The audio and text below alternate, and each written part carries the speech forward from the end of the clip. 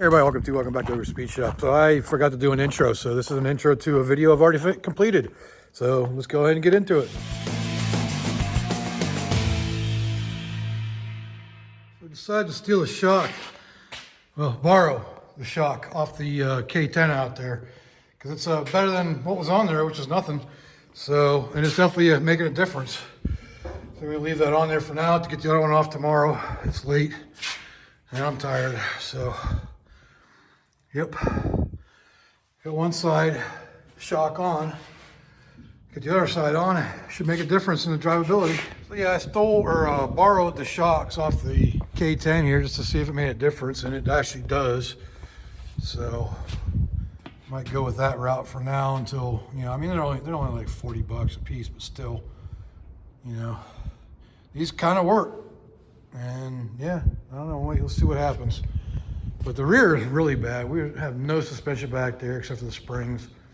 And that's the way it came from the factory. It came without shock mounts or anything.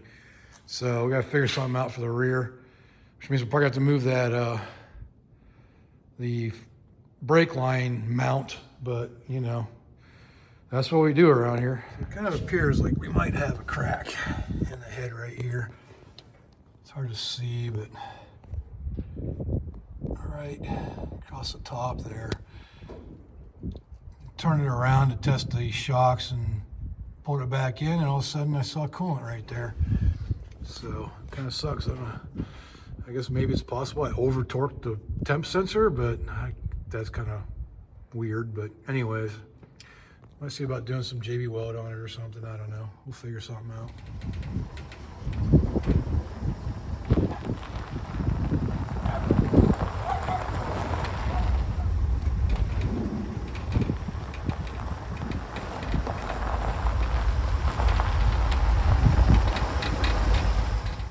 Trying to figure out what's squeaking here. Turns out it's the upper ball joint and a bad tie rod.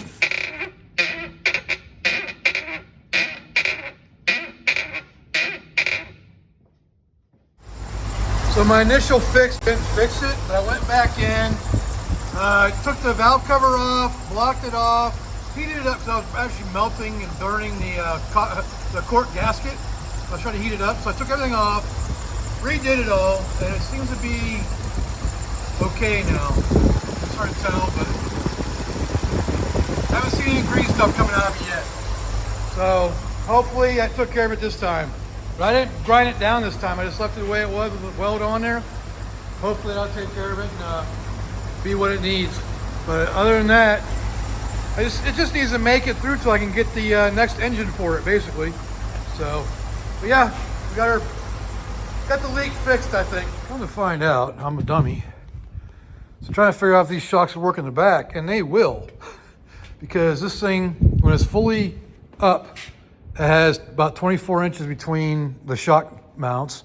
When it's down, it's got about 19 at ride height, and these compressed to 15. So that gives me 4 inches of travel both ways if I install them. So they're getting installed on the back.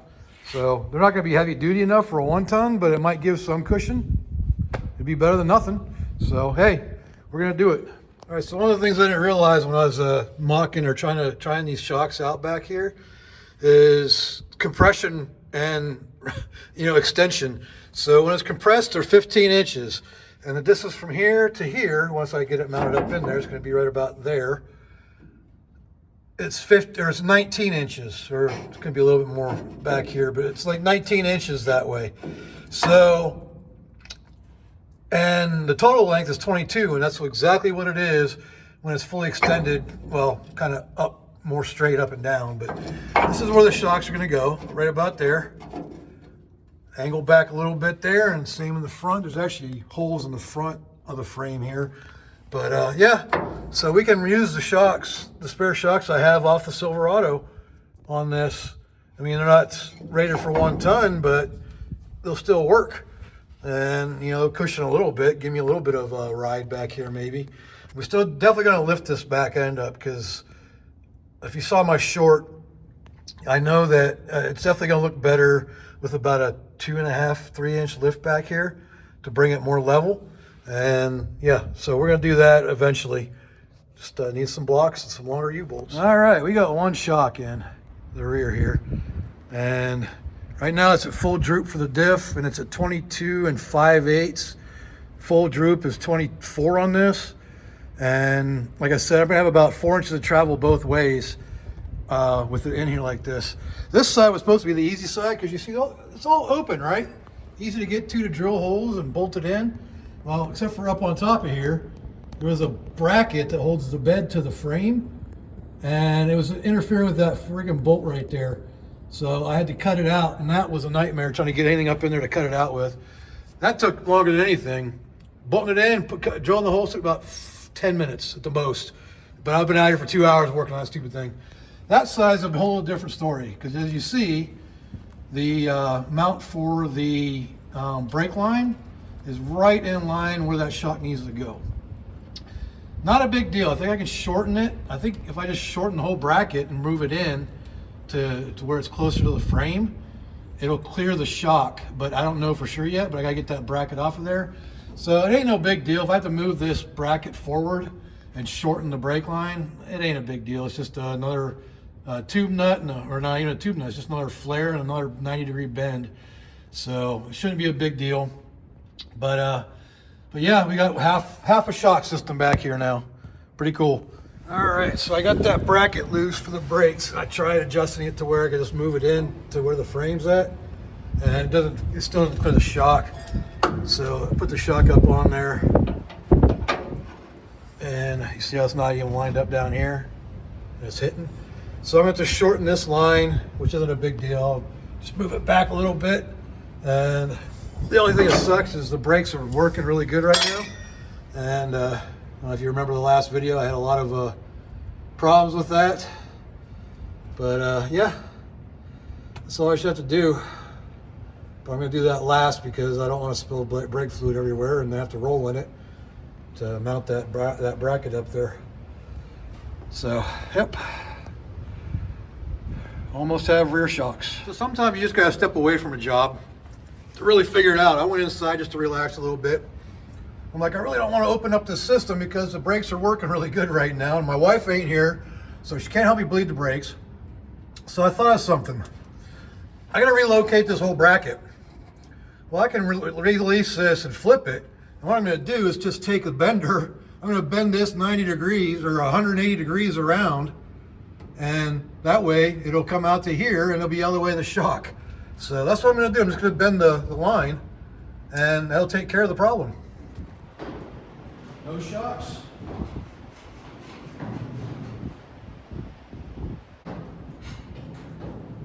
Aftershocks. No shocks.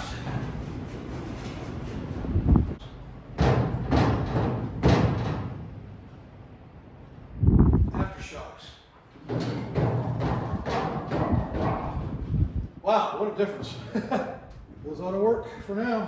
All right, so we got the passenger side shock in. Well, as you saw me bouncing on it. And we got the new bracket moved over for the brake line without having to cut anything or move anything too much. I just put a new bend in it right here. And it's a nice smooth bend, so you don't have to worry about it interfering with any kind of flow. And the line's clear of everything, so we are good to go with shocks on the 1-ton now for this side, for the back. So this morning I went through because, well, I wanted to check the spark plugs because it didn't seem like it was firing on all cylinders. There's a reason for that. These spark plug wires, a lot of them are original that were on the truck in the oil field. If you look right there, a lot of them were like that. So I got like a few of them where all the boots are like cracked or chewed from rats or mice or rabbits or who knows what. So went through, I had a set from my old Camaro, and they were all good except for one. I had to find, I think this one right here ended up being a different one, but whatever, it works. I took it for a drive because I wanted to see what difference it made, and it made a huge difference. It drives so much better now, and it's running much smoother. Got back, and turns out my shocks had come loose. So yeah, so I had to fix that this morning. But everything's tight now. I got top locks on one and lock washers on the other. So whatever, it should be good now. anytime you're working on a vehicle, before you take it for test drive and do anything else, make sure you check all your hardware, check all your bolts, make sure everything's tightened down. Because the shocks I just got installed yesterday, I took for a drive this morning because I changed spark plugs and stuff like that. I'll talk about that later. And look what happened. See that bolt right there is missing a nut. And this one's gone completely. So I don't know if that's from yesterday when I took it around the block or if this happened this morning when I took it up the road. But either way, I gotta find a bolt for this one and nuts for that one. I don't think it's tight up top either, but I thought I'd tighten the tops. But at least I only lost one bolt, and these are like 9/16, so of course I can't get them here in Oklahoma, so I gotta order. Hopefully I got one laying around here. So I've just been doing a few little things to get this thing ready. Put the inner wheel well in here. I got the power steering brackets coming. My buddy sent them out to me from Missouri. But I had the hardest time getting this in, trying to get this in like 2 weeks ago. It would not go, like it would not line up, nothing. And last night, just out on a whim, I decided to try fitting it again. And the thing went right in every bolt except for like 3 of them. But I kind of blame the Amazon P-clips that I put in there that are probably the problem. But anyways, so I got an inner fender well in there, so starting to look a little more complete under the hood. And like I said, I got brackets coming for the power steering, so yep, we're definitely making progress on this thing. I'm doing a bunch of little things off camera. One of the things I'm working on right now is I need to seal up the heater box area because, well, I mean, I guess I could put a heater box on there, but I don't have the seals or nothing for it, so it wouldn't be any different than just, you know, putting a plate over it right now. So what I did do is I made a little patch panel right there. I have some little galvanized and just glued it in with some seam sealer for now because they had cut a hole there for, I'm assuming, an AC drain. And they put it in like the most awkward place. So I had to do some actual metal forming, you know, using a hammer and a little form right here. But it worked out pretty good. And I just used some black seam sealer to basically glue it in. I don't think it'll go anywhere. So now I gotta make a plate for that and for that, pretty much like I did on this one. So this was supposed to be temporary. I do have a heater box over there that's clean and ready to go, but I need controls and I also need like the seal kits and everything for it. So one of these is gonna get that eventually, or I'm gonna come up with another idea which might work out as well that's gonna include AC and heat. And it's not a typical company you would expect, but I got an idea for something else. And hopefully we'll get into that at some point. Well, I think it's about time to change the fuel filter on the 1-ton because check that out. It's kind of full of stuff, isn't it? Well, I was wondering how much crud would come out of that thing, and well, there's our answer. Look at that. That could definitely cause some problems. We'll have to change that out today too. But what we're doing today is we're going to make a cross member for the motor mounts up here. So we have support the whole way across for the motor because I don't like it just dangling there. Even though I got support here and back here, I want that cross member or the K member up there for the engine. But yeah, that filter's filthy. I didn't realize there was that much crap in that tank. At least it doesn't leak. I think for the K member for this, I'm gonna just start with the K member that came off the parts truck that the 4-wheel drive stuff came out of. So I'm just gonna kind of cut it down to about 8 inches here, see how it bolts up, see what I gotta do to modify it to make it fit those mounts, and do that same thing on both sides. I just noticed there's a crack on this thing right here, but not a big deal for us because we only need like this portion right here. So that portion doesn't even matter. We can cut that off completely. But anyways, that's what we're gonna do. We're gonna cut this down and fit it up in there, see how it fits, see what we gotta do to modify it, rather than just making a whole new one. Probably be easier just to make a whole new one, but you know, why not use what we got? All right, so I got a brace across there right now. One thing I'm gonna definitely have to worry about is that clearance right there for, you know, suspension movement. Might mean I have to cut these brackets and move them up, but I'm not too worried about it right now because, like I said, this engine isn't going to be the one that stays in here. So we'll worry about that when the time comes. I'll probably install the bump stops that I do have that go up here on the frame to hit that pad right there. So, but that's the first part of it, and I just need to attach it to that part over there. But this actually, when I lifted it up, it brought it in and raised it up just by connecting those 2 points. So it actually did raise the engine up a little bit and gave a little more structure that way, but I still like to have something attaching it to the frame down below here just for extra support. All right, we got the K-member-ish, whatever you want to call it, done. So got her out back here in the paint booth drying, so my buddy Pete don't get mad at me for not painting it. So even though it's gonna be under the truck, nobody's gonna see it, and it's gonna be changed out soon enough. But anyways, so that bolts up nicely. It came out for me to weld it up real easy. What's it using? 2, 4, 6 bolts, and it'll give that extra support the engine needs. So we should be good to go. So I think I'm gonna mess around with the timing on this, see if I can, I don't know, give it a little bit more power, because it's kind of a gutless truck for the most part, and you know, it's got a lot of weight to push. But yeah, I think I'm gonna play around with timing, and to do that, I got contacted by a company, and they sent me a timing light. Now, mind you, this is the second one.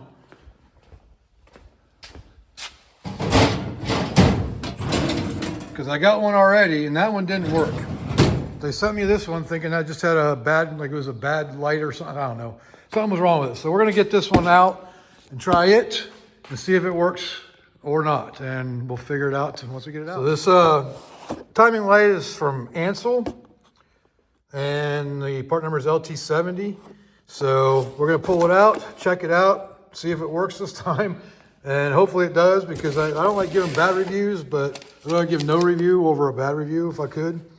But so we'll pull it out of the box here, see what we got, go over the instructions, because it's got some extra wiring. It's a little different than most timing lights. So let's figure it out and get it together. All right, so what I've gathered from this is you have your typical hose cable right here, plugs into here.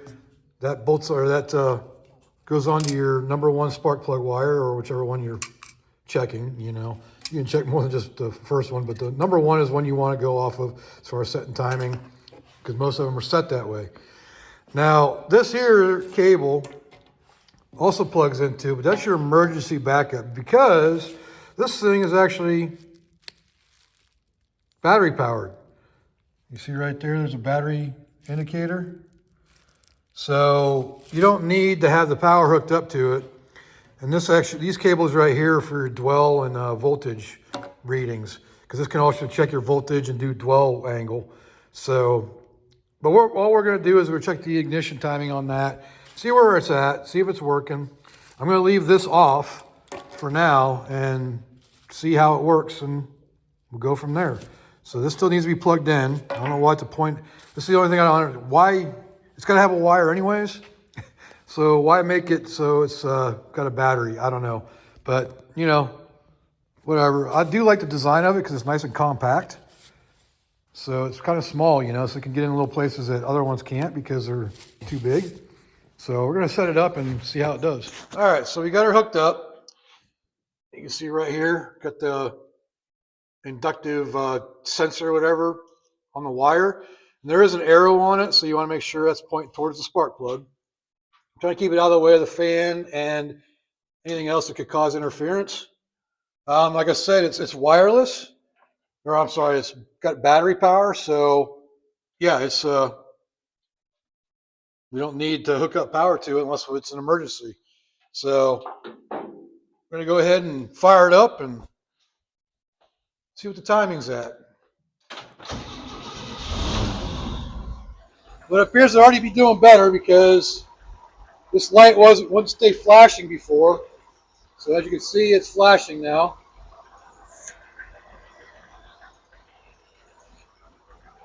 Get in here and see what we can see. So we're at 800 RPMs. Go to function, timing.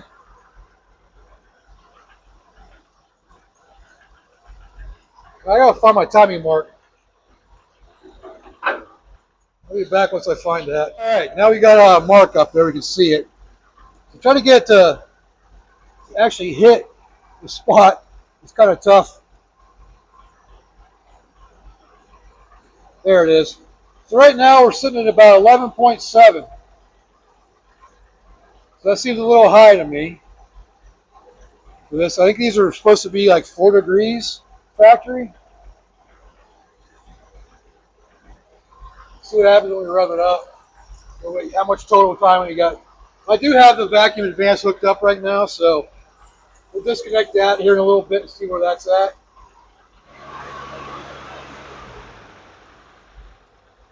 That's at 42 degrees total timing. But like I said, let's disconnect the vacuum advance. And I probably shouldn't be yelling, but we'll hook up the disconnect the vacuum advance and see if that makes a difference. It should.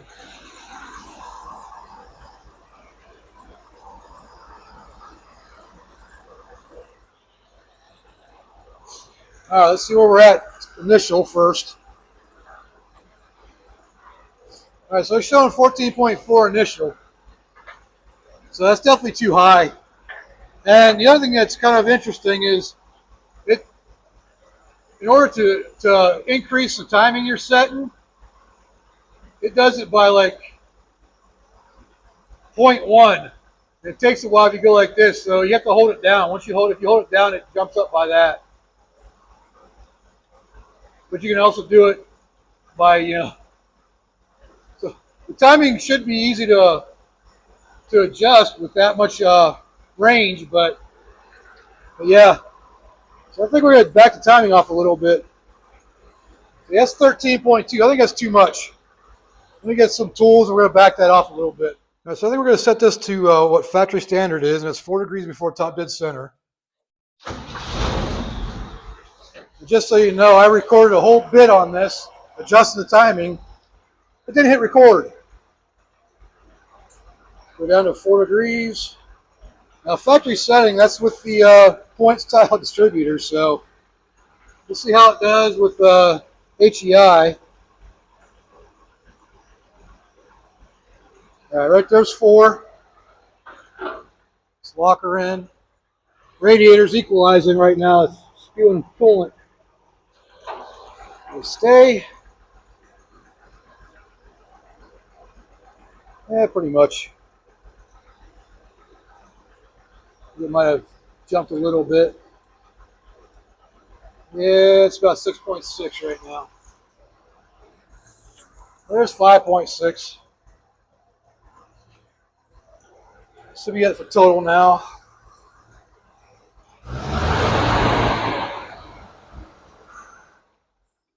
The hell, did I run out of gas? It seems like it, huh? I run out of gas. Tank's overpressurizing. Okay. Leave that open. I have to come back to that timing on a different date because I just ran it. It's out of gas. Well, this thing sucked through 10 gallons pretty quick for the amount I've driven it. But yeah, fun times. What was that? Was that a freaking wasp, a bee, something? I'm already tired of those things around here.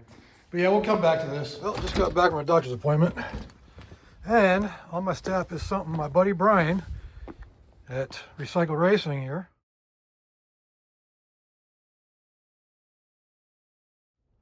sent me. It's going to help out the 1-ton build. Let's get in the shop and find out what do you think what do you suppose he sent me here? Whatever could it be? Paper. Oh yeah.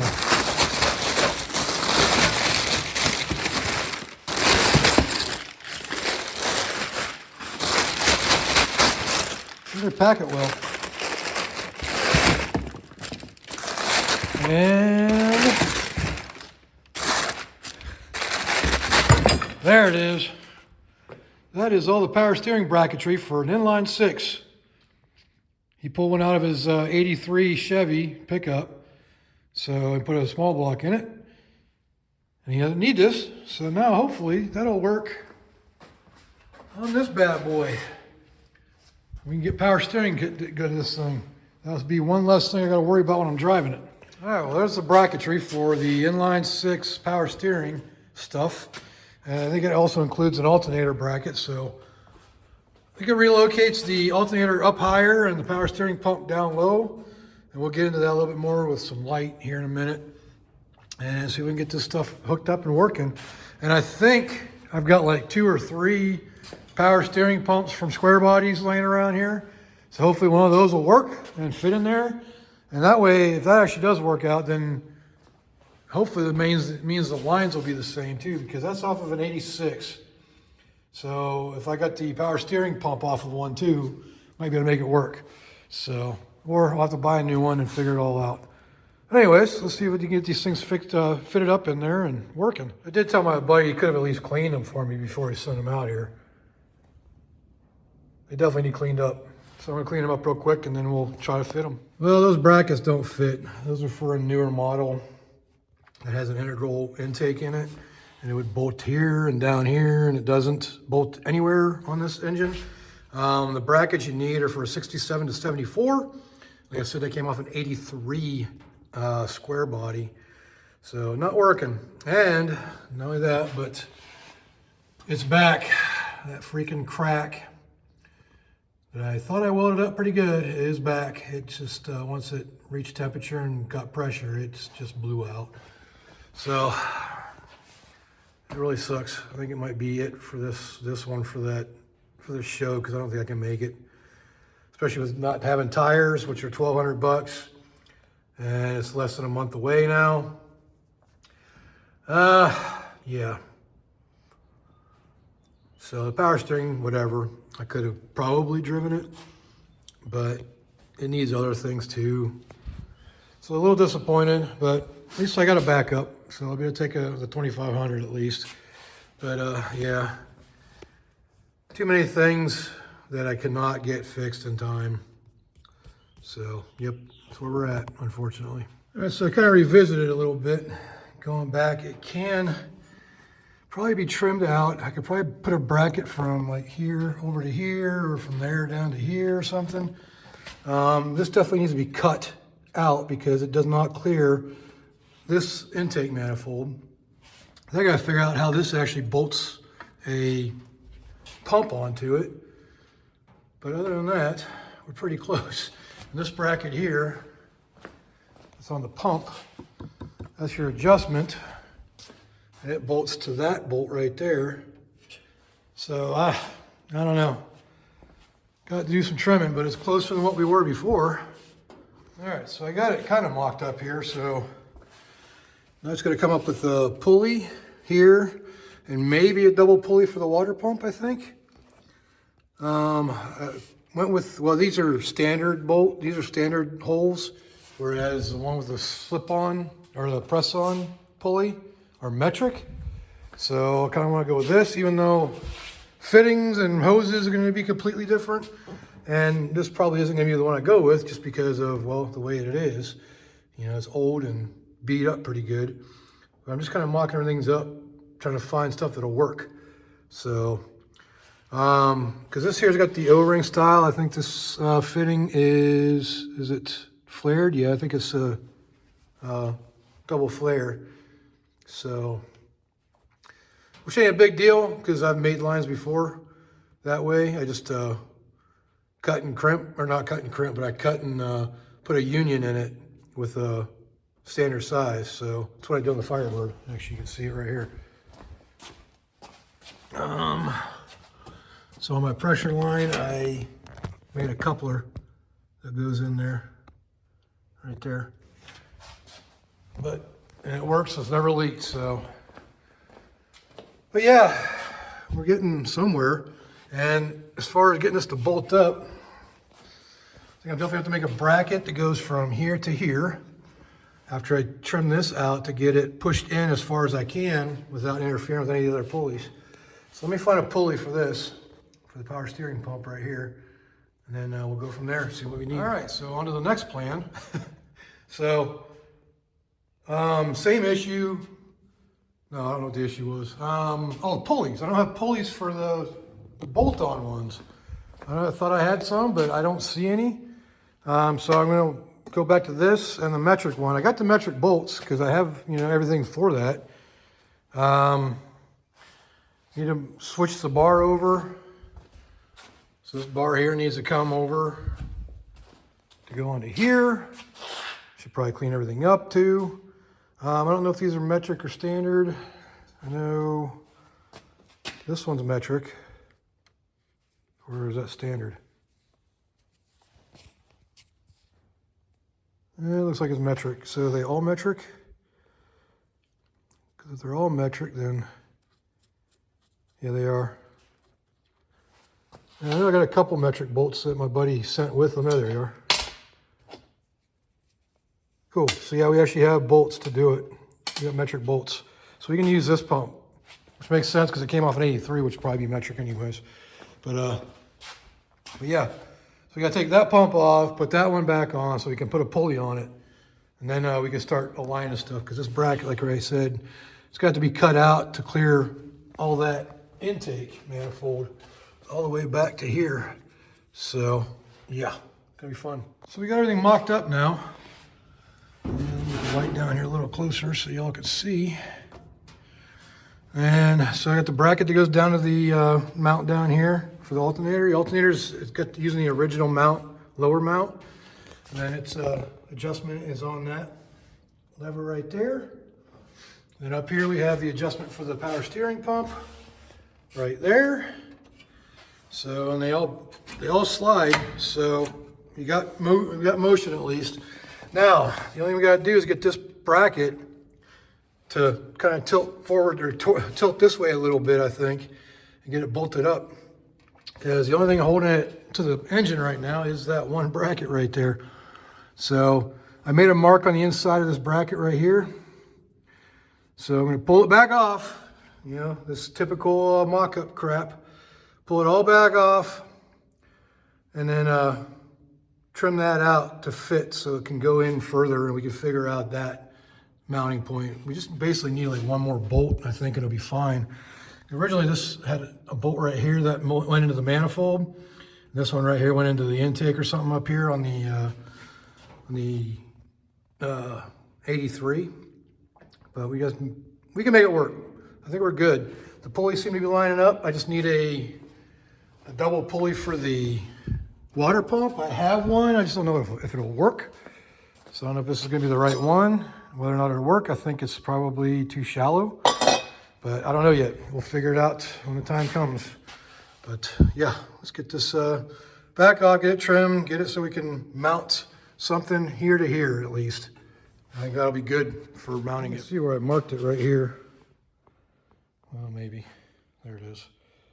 So there's still gonna be plenty of structure there too to hold it. Just gotta figure out how we're gonna attach everything once we get that cut out. Turns out that this bracket right here kind of locates everything. Now I clearanced it right here. You can see there's a big gap there now. So I think what I'm gonna do, because that seems to be, that bracket down there seems to be aligning. It's a little twisted. So it kind of needs to kind of go that way a little bit. But it's pretty well lined up just like it is, and it has adjustment right there. So I think what I'm gonna do now is make a bracket to go from, where's that point at? I can't, oh, it's right there, it's dark. Go from that point right there, there's a bolt hole right there, to that bracket, to that hole in that bracket. And then maybe try to figure out how to get another bracket made to go in that hole right there. So, I don't know.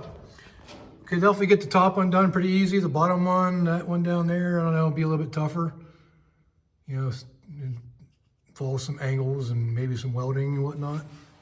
So we might be able to get that on there, just as it is. And just using that bracket down there that goes around the alternator as the way to align it, because it's lining everything up, just having that bolted in there. And of course, being bolted to the alternator as well. All right, so as of right now, we got a pretty solid mount here now.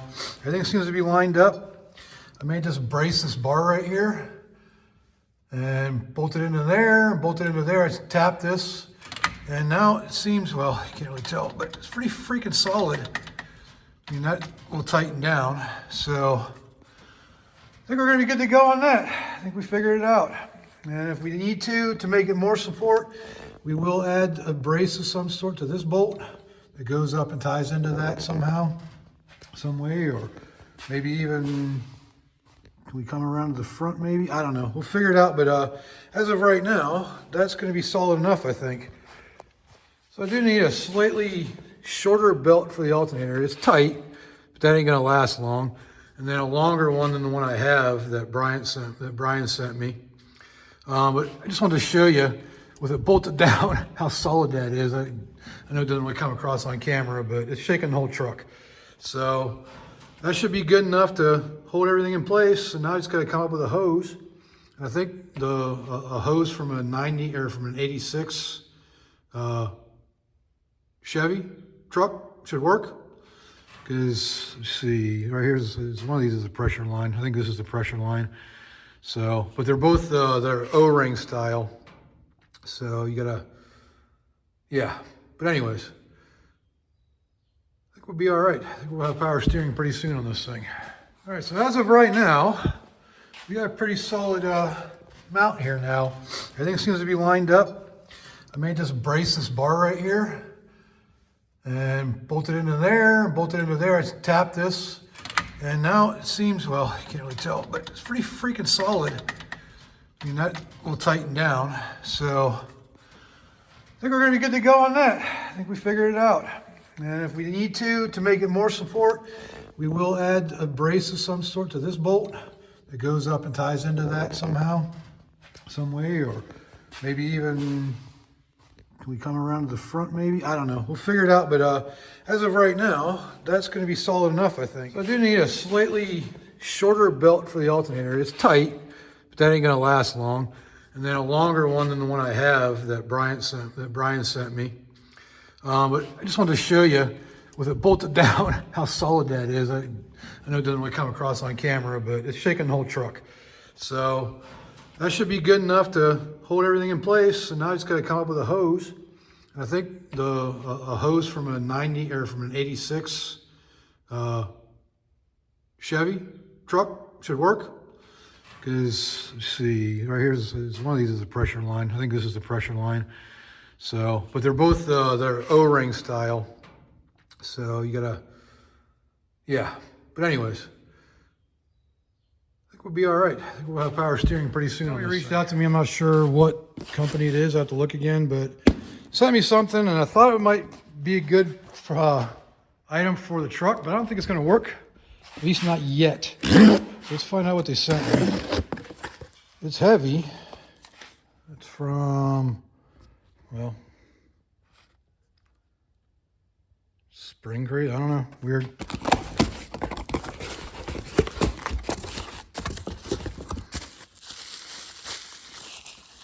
Rings, they're like spacers of some sort.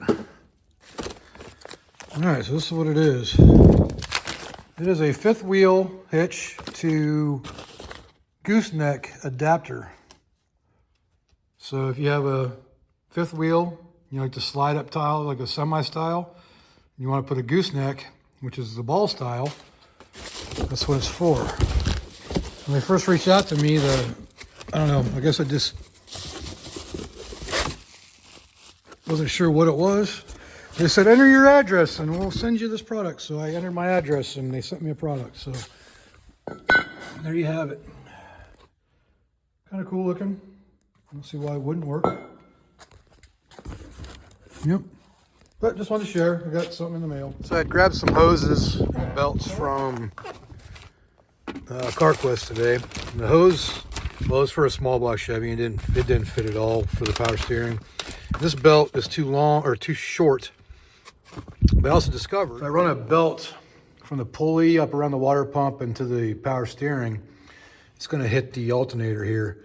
But because this power steering pump is self-adjusting or has adjustment on its own, like that, then I can just run a single belt off the pulley, the water pump. So I'm going to go with a shorter belt that just runs off the power steering, or not the water pump pulley. So That'll work too. Just gotta get a short belt. I gotta figure out what that is tomorrow. Like I said, the hose didn't fit. It wouldn't go into the back of the power steering pump and didn't even come close to routing in the right way. So I'm gonna have to order one because, like, even for whatever reason, for searching for an 83, because that's what this power steering stuff came off of, an 83 C10 with power steering, and because they stopped doing, the last inline six was an 84. So they stopped doing the inline six and 83, so I'm going with 83 because that's where this came off of. And everything listed for the local parts store, either not available or it's for a Hydro Boost. And well, they didn't have Hydro Boosts. Well, they might have, but this didn't come off a Hydro Boost truck. And yeah, it's weird. They're listing it for cab and chassis trucks for a half ton, which is, I think would be odd, but you never know. But I gotta wait and order it from Rock Auto, and that's what I'm gonna do. So there's two different ones. I'm gonna order them both because they're not that expensive. It's like 55 bucks shipped for both of them. So I'm gonna order those. Hopefully one of those will work to run from there to there with the metric fittings and the O-ring style fitting. But yeah, that's where we're at with that. Fun times. I'm back into town today at a CarQuest, and Eric there was nice enough to loan me a couple belts to test out, and we ended up finding that the 15370, so the 70-inch, I think it's 70, is that what it is? No, 37. So the 37-inch belt is what fit this upper system here. So now we know what belts we need to make this system work, and I don't know where that container just went. Oh, there it is. So we are good to go with belts. So now we just need a hose, and I'll be ordering that from Rock Auto because it seems to be the only place that has them. But there we go.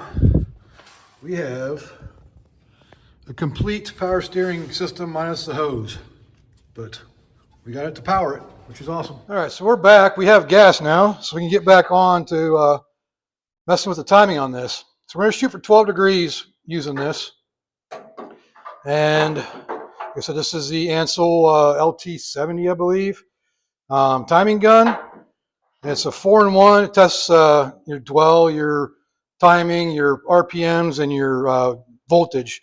So right now we have it's on RPM. We want timing, so you hit the function button. You go to timing. We want 12 degrees. Let's go ahead and fire it up. Okay, so the first thing I'm going to say about this thing is I like it because it's compact. What I don't like about it is, okay, so I can check the timing, no problem, and it is not quite 12 degrees, so let me move it to where it's 12. Wrong way. Okay, that's 12 right there. This is the part I don't like. In order for me to do total timing, I want to be able to see the RPMs, and I can't see the RPMs without switching functions. So to go to RPMs,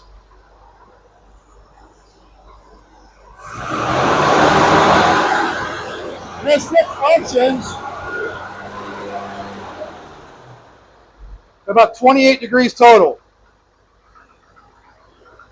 I almost want more than that, but the advance is only, it's like we only got about, what, 12 to 28, so 16 degrees advance. I like to be able to see the RPMs to get that total timing in. She's barking that bit. Now it's showing 13 degrees, so it moved up a degree. Said I want 12. Maybe should I go for 14? Nah, I like 12. All right, so there's 12 right there. We lock her down. What is it, bit? All right, so we got her locked down, and we are still dead on at 12, so we're good. Okay, let's check our total timing now again. Yeah, we still have 26.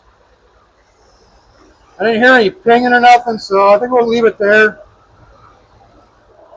Either the timing keeps moving or that gun keeps moving. All right, so let's do a hot start now.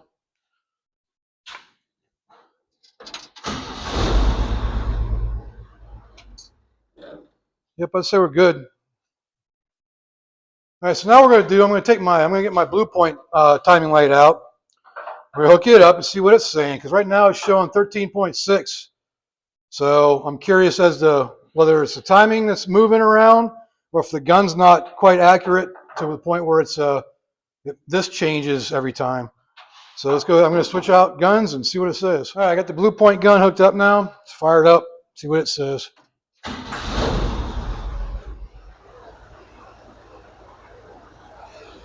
So it's showing 14 at 1100 RPMs. Idle seems a little high.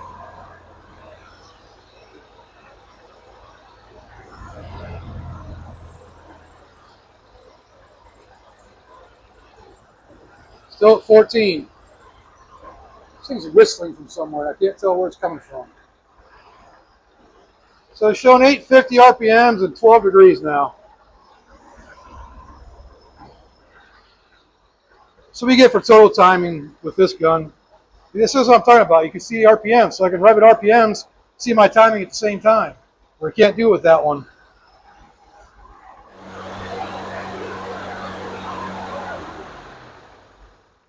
We got 29 degrees of total timing that time. So I don't know how accurate that one is, but could you time a truck or time an engine with it? Well, yeah, but I'd double check it. All right, so what did we learn about the ANCEL LT70? You can absolutely time an engine with it. We were reading 13.6 on it, and we got 14 with the other one, but that one doesn't have, past the decimal point. It's just, 1, 2, 3, 4, 5, not 1.1, 1.2, and all that. The other main thing is I don't really see the point in having a battery-powered one, because it has to be plugged in anyways. So, and if you have to do backup, then you have to plug it in anyways. So I don't see a point in having a battery-powered, because you still have to have the cord. I don't like the idea of having to change function to be able to see timing and RPMs. That's the other thing. I like to be able to see the RPMs because you need to see the RPMs to watch your total timing at the same time. So you need to be able to see both at once. So those are the main things. Other than that, I mean, yeah, it worked with 0.4 degrees. So overall, can it work? Absolutely. But I don't know. I think I'll stick to my Blue Point because I think it's a little more accurate, and I can read my RPM and my timing at the same time. So back here on the back of the truck, I'm doing some work here. For one, I'm filling that hole. I got this plate cut out for it. There's still a little bit of area over here. It's not going to have any, but I'll make a patch piece for that just to cover it. I put that beam across there, and I added the the hitch mount. So reason being, because I need to be able to put that winch in there, because I need the pull portion of this here pretty soon, because I got to do some cab swaps, the cab moving. So out here, you can see the white truck is off the trailer now, and I used and the hood fell over from the wind. That's awesome. But anyway, so I used the truck and my modified engine hoist to make it work. It was a pain in the butt, let's put it that way. Then I realized I have a pull truck, so if I just make the pull truck useful and usable, I can use that to swap the cab, because I got another truck coming in that I'm taking the cab off. But yeah, I'm going to have a pull truck here in pretty soon, because I bought some chain over there to hold the boom up, and I'm going to hook up my winch so I can use it to lift cabs up. So I'm starting my morning off getting this pull attachment put back on here, or at least mocking up and getting it ready to be put on there. But I'm going to do it inside the shop, so I just pulled it in this way, and I'll be hanging it out the back here just because. So, but yeah, that's where we're at right now. Got to get it lifted up. I think I got to pull the truck back a little bit because I'm not sure the angle it's supposed to go up, and I might be changing that angle anyways because I want to go out a little bit further than what it was, I think. I mean, I'm going off of pictures because it's been a while since I've actually had it on there. I'd like to be able to figure out a way of fixing that bend in it too, but I don't know if that's going to happen this time around. But yeah, that's where we're at. I could probably, ooh, I got a porta-paddler.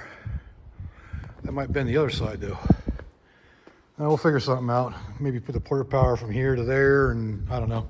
Maybe something, but it'll work like this no matter what, so I'm not too worried about it. All right, so this is what I have so far. Tell you what, it ain't easy lifting this thing up by yourself and getting these attached. I ended up using my little ladder here to prop it up. So this gives me about, what is it, 64 inches of clearance from the bumper out to the end of this. That's more than enough. That takes me 3/4 of the way over my trailer. So I think we'll definitely be good on that. I want to get some turnbuckles for this so I can tension it more. Like definitely do something different for attaching it here. And I want to separate it up there and have two separate attachments, one for each side of the chain, or one for each chain. And I'll cut the chain to equal lengths. That way I can attach it and it'll be pinpoint rather than loop over that thing. So I just gotta get some D-rings that'll fit and work. So but that's the general idea right there. And then the winch right here with the snatch blocks and hooks. And I can double up the weight of it by, doubling up the snatch blocks. So put one up here to go through for the, there'll be the winch line to go through here, down through one of those. And I can go down and hook down here to something. And I can loop it back up and hook it up there again to double it up. So, because snatch blocks double up your lifting power. I don't think I'm gonna be lifting anything that's gonna take that much, but you never know. So, yep, we're getting there. I can't get it in the garage anymore, but that's easy enough. I mean, it's easy enough. Yeah, sure. It's easy to take it off my ass, but yeah, that's where we're at right now. So that's going to be a good cab removal and swapping apparatus for future projects. All right, well, this is our basic setup right here. Got the winch over here, and it's not too much of an extreme angle. Going up to the snatch block hook thing up here, and down to where I can use it. So I think that'll work pretty good. The only thing I might run into a problem with is these, maybe interfering with the cab. But I think I can still get it up if I take it and turn, once I get it hooked up, turn the cab so the back or the front is facing that way. I think I should be fine. Probably the back would be best so I can go up higher that way. So, I don't know, we'll see. We'll see how it works when it comes time. Because like I said, we got future projects coming up we got to take the cab off of. Won't say what it is yet. All right, y'all, we got the power steering pressure line coming for this today. So I had this little contraption rigged up to be able to flush out the power steering, or the gearbox. Because if y'all remember, this thing was full of water. And if it's gonna work, I wanna make sure to flush all the old crap out of it. So I'm gonna fill it up here and continue to fill it up here into the return line. And then once I got the pressure line on there, it'll be going into here, then down into a bucket. And hopefully that'll help flush it out. I don't know if it's gonna work or not, but hey, we're gonna try it. So when it gets here, we'll dive into it and see what happens, see how much of a mess I can make. I got power steering lines in. Let's hope one of these actually works. One is for a standard truck and one is for a cab and chassis truck. I don't know what the difference could possibly be. Neither one of them is Hydro Boost. So, I don't know. We'll see which one ever fits. This first one here. So it needs a screw into the back of this.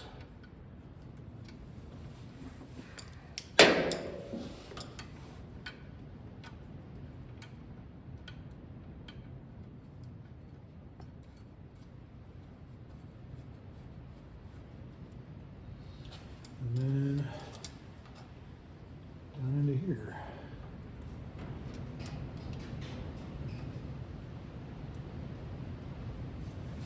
Well, that one kind of works. Kind of weird the way it routes. Check the fender well, see how that works. Yeah, that might be an issue. So you got the clearance for the fender, the inner fender. Oh great, why it's stuck. All right, let's try the other one.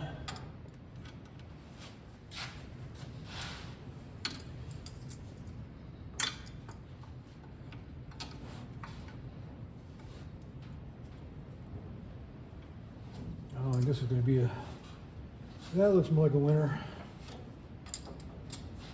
I'm blocking your view, aren't I? My big fat head.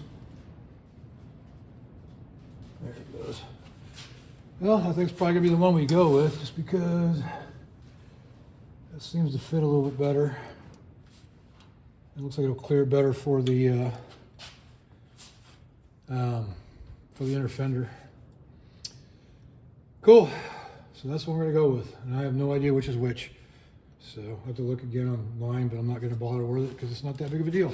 So let me get these O-rings on there and get her tightened down and put some fluid in it, fire it up, see if we get power steering or not. All right, we got the hose on. I'm gonna put some fluid in it. I'm gonna use good old ATF. So I'm gonna fill a reservoir on the pump first.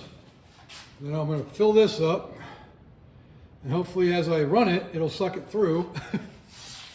And let me get a funnel. I have no idea if this pump works. I'm not even sure where it came from. Oh, I'd say that's full. Awesome. Put some in here for the return.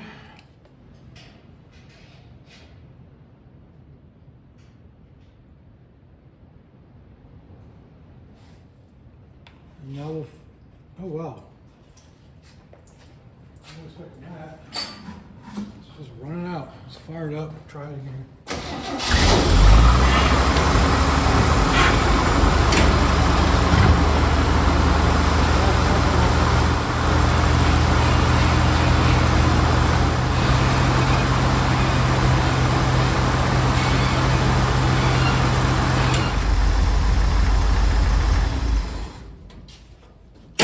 Well, that was an incredibly huge mess.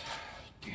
I think we just need to hook up the hoses and go from there, because completely missed everything. Definitely seems to be pumping though, so if we get it sealed up, hopefully that'll take care of everything. I don't know. Can't tell if that's dripping just from overflow or if that's coming out the back. Is that coming out the pressure line? Must have made a heck of a mess in my alternator.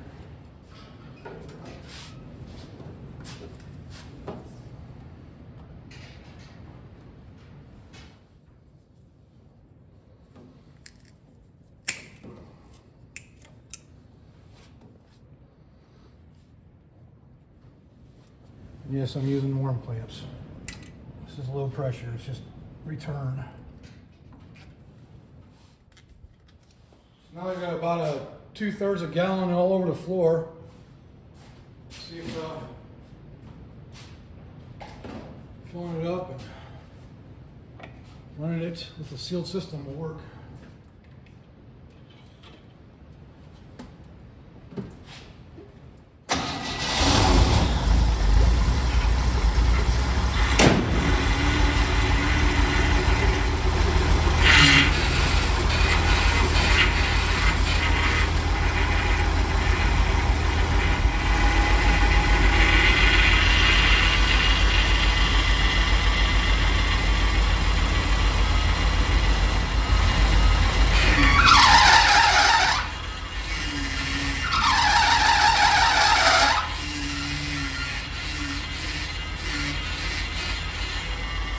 Well, it's kind of working. Looks like it's coming up the back of there. Is that line leaking? Yep.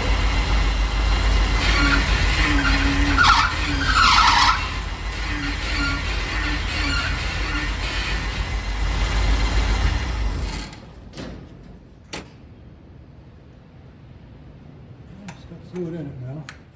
Now I got a huge mess. Can't tell if that's residual, if it's actually dripping. So it starts dripping on the fire back up again. They're gonna move it out so we can clean.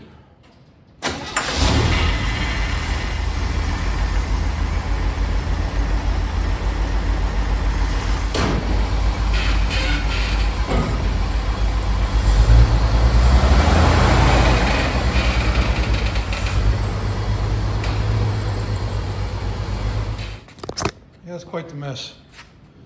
But the good thing is it doesn't seem to be leaking, at least not now. And it's working, so I got power steering now. Oh, there's definitely a drip there. I don't know. So probably a new pump, a new gearbox would probably be good. But the squeaking you're hearing is actually the ball joints and the tie rod ends. They need to be replaced. So as far as power steering going, it's working, which is good. So I just got a big mess to clean up now. Figure out where this leak's coming from. It's just residual dripping down or whatever, but there's a bunch of fluid underneath there, you see. I can't tell where it's coming from. I'm not feeling it on my fingers, so it might be, maybe it is residual coming down from here. That'd be great. You know, it might be making noise, but look how nice and easy it is to spin the wheel now. It was not like that before, so, and that might be a slipping belt, which is pretty possible with all that fluid that went. But yeah, perfect example. Check this out, doing the flip up here. One hand. Yes, it's making noise. Look at that, nice and smooth.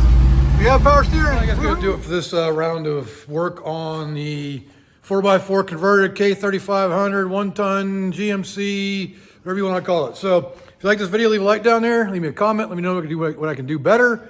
Subscribe while you're at it. Why not? It's free. Tell your friends. Turn your notifications. Do all that good stuff that YouTube wants you to do to help my to help me drop my phone, to help my channel along. And I recently hit 5,000 subscribers, so thank you for being one of those subscribers out there. I appreciate it. Got a lot coming up. Got a new project. I'm sure you've seen some tidbits of that. So we got some of that coming up. Rescuing that out of a field, out of an old junkyard. But yeah. So like I said, like, comment, subscribe, turn on your notifications. And for everybody who's been here till the end, I appreciate it. So until next time, I will see y'all later.